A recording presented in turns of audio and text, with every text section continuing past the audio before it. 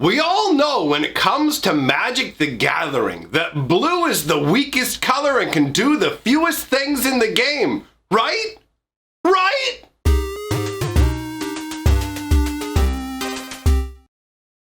Greetings, owners of fine luxury cardboard rectangles. As a beautiful, glorious, and might I even say ripped green mage, I despise blue. I don't like the color blue. It's a meaty boy color for people who are just miserable and want to stop us from having fun with our big fat creatures. Well, if you are one of those blue mages, you know, the kind of person who probably likes to take puppies down to the river and hold them underwater just long enough that they think their life is going to end, but not really, and pick it up and be like, ha ha ha ha. That's you. If you play blue and you know it, don't even try and deny it. If you play blue, you traffic in misery, and you should be ashamed of yourself. This is what the world needs to rise up against. Rise up against blue, all right? Why am I going off like this? Oh, I don't know. How about 31 flavors of sadness? Because that's what this card, today's spoiler card, we're going to talk about a blue card. Oh, joy. Put the great joy maker up on the screen. The card that's going to make so many people happy. So much goodness is going to come from this. It's called Sublime Epiphany. Do you know what the Sublime Epiphany really is? It's that when somebody plays this card, you realize you don't want to play Magic anymore. I don't know what Wizards was thinking with this card. It's like, you know what? We've made a bunch of crazy counter spells and we've given people options before. But what if we just went absolutely insane? Like, let's take a step back in the past before we really dive into this card. And let's take a look at previous counterspell craziness with multi-options. I think the most famous multi-option nonsense awful blue card is Cryptic Command. This is 3 blue and 1. So yeah, at least Wizards had the good sense and courtesy to try and limit this to a mono blue deck. 3 blue and 1 for an instant that says choose 2. Choose 2! Not choose 5, not do everything you want, choose 2. Just 2. So choose 2. Counter target spell, or return target permanent to its owner's hand, or tap all creatures your opponents control, or draw a card. Choose 2! But you know what? No, that wasn't good enough. That wasn't good enough for the blue mages. No, I don't just want a counter spell in a jar I can smash and do multiple things with. No. They were greedy for more. So what came next? Mystic Confluence. Oh, look at this one. What's this? 2 blue and 3 for an instance. This choose 3. Oh, that's a good sign. Choose 3. And you may choose the same mode more than once. So you don't have to choose 3 different ones. You can do the same obnoxious thing 3 times if you feel like it. Oh, the fun and majesty. I love Magic the Gathering. Blue is the best color. What does this card do? Counter target spell unless its controller pays 3. Return target creature to its owner's hand. Or draw a card. Miserable. This card is miserable. But do you know what's even more miserable? Do you know what's even more ridiculous? Sublime Epiphany, because this doesn't say choose 2. This doesn't say choose 3. This says choose 1 or more. Choose as many as you like, you demented blue mage. You need to be stopped. I know there's going to be comments in the comment section. Why are you hating on blue? Why can't I just play what I like? You don't get to talk about other people playing what they like when you play blue, because blue is all about you stopping people from playing what they like. So if you feel bad, good. You know what? That's what you need in your life. Go take a good, hard, long look in the mirror and realize you're an awful human being, all right? And yeah, I mean that genuinely. If you think, oh, this is all me playing. No, this ain't some game we're talking about. This is real life. And you're playing blue, I want you to feel blue inside. So choose 1 or more. And there are 5 options. So this may as well be choose 5 if you want to. So you get 5 different options.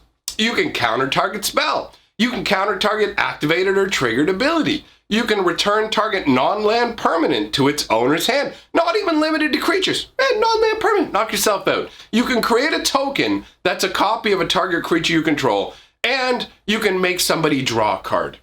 This is an insane array of options. And if you're actually wondering about the 31 reference, that actually has to do with the fact that there are technically 31 different combinations of choices that you can make with this card. That is a staggering array of different possibilities. And actually, that's something that I mentioned in my core 2021 spoiler teaser video, where we talked about how Mero had said, oh, there's going to be a card with 31 different options. Well, that is Sublime Epiphany. Now, admittedly, I find the artwork to be absolutely entrancing. You have this woman who is submerged in a body of water, right? Like, to me, it feels like she's standing neck deep in water, but just standing on the actual, like, ground, the surface under the water, right? She's not like doggy paddling or swimming or anything like that. I have a hard time believing you'd be able to unlock your own face if you also had to focus on trying to swim. So you can see in the side of her face, there's a keyhole with a key that's like been inserted into this arcane key slot. What a bizarre concept. And her face has swung forwards like a human Polly Pocket. And inside, there is this crazy maze. There is like multiple levels of maze leading to like a city up at the top. It's kind of nutty. It makes me think of the Labyrinth kind of stuff that they did in Theros. You know what else it makes me think of? This makes me think of how my wife tells stories. She tells a story, and the story's the top level, but she starts all the way down in the labyrinth, and it's like, we're in for the long haul, buddy. It also reminds me of her because she really likes butterflies. And you can see there are mystical butterflies flying around in the artwork, but you got the butterflies, you got the doves and everything that are, I guess, escaping from the maze of her mind. This is a really interesting concept for a card overall. The idea of an epiphany being abstractedly represented by this crazy, like, internal mental maze. I mean, I get the vibe, right? Like, first of all, brains already look like mazes. When you look at all the wrinkles and folds of a mind, it literally does look like a labyrinth. So to open it up and see that you have these kind of like labyrinth thoughts, that's a pretty cool concept overall. All jokes aside about railing on blue, just to let you know, this is a 6 casting cost spell. So while I am not a fan of having my stuff countered, I don't like playing against blue, but I'm not actually a rabid maniac who's like, blue needs to be removed from Magic. I don't feel that way. I think that playing against blue is inherently unfun, and I think that the people who are playing blue are mostly looking to be on the other side of it. Like, playing blue is a zero-sum kind of fun game in most cases. It's funny because people will get really angry at me when I talk about this sometimes, and they'll be like, you don't want people to play blue. What, you don't want interactive games? And it's like, your interaction is telling me I can't do things all game.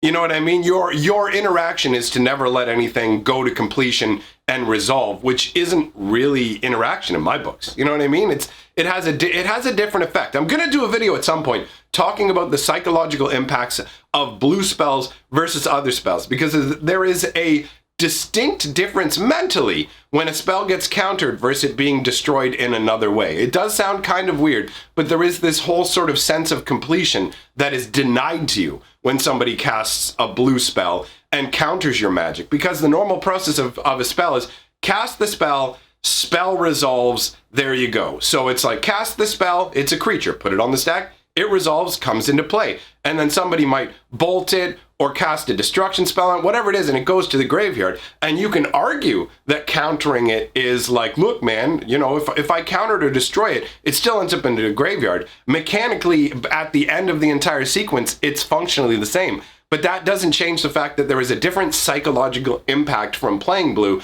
and that's actually what draws blue players to playing blue. You can try and say, oh, you know what, me countering your spell is the same as me playing a destruction spell, but it's not. And you know it, at least subconsciously, which is why you're drawn to blue. When I played back in the day competitively, I play, like, if you're going to a tournament or whatever, you want to play blue, blue is great for crushing people's spirits. It's really good for making people lose all hope. So if you want to play it, I mean, knock yourself out. But at the same time, you can understand why somebody who's playing a fairly simple mono green deck pretty much detests the entire concept of counter spells in anything but competitive Magic, you know?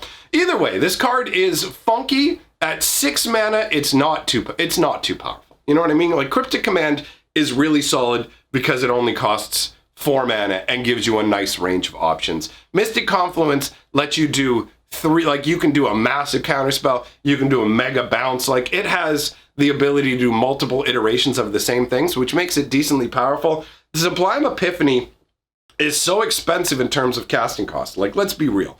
From a standard perspective, this card is not going to have a huge impact, I don't think. You know what I mean? A lot of games feel like they're ending a lot faster nowadays. So while this is a funky concept for a card, this doesn't feel like a too over the top, too powerful counterspell. But I mean, on the other hand, it's definitely a whole bunch of 31 flavors of unfun all rolled into one ice cream cone for you, all right? So let me know what you guys think in the comments below. Thanks for coming by. If you're a fan of what I'm doing here, this channel is fan funded. If you're a blue mage who wants to atone for your sins against mankind, you can also join my Patreon by giving me money. I will absolve you of the sins of bluitude, all right? So thanks for coming by, and I'll see y'all soon.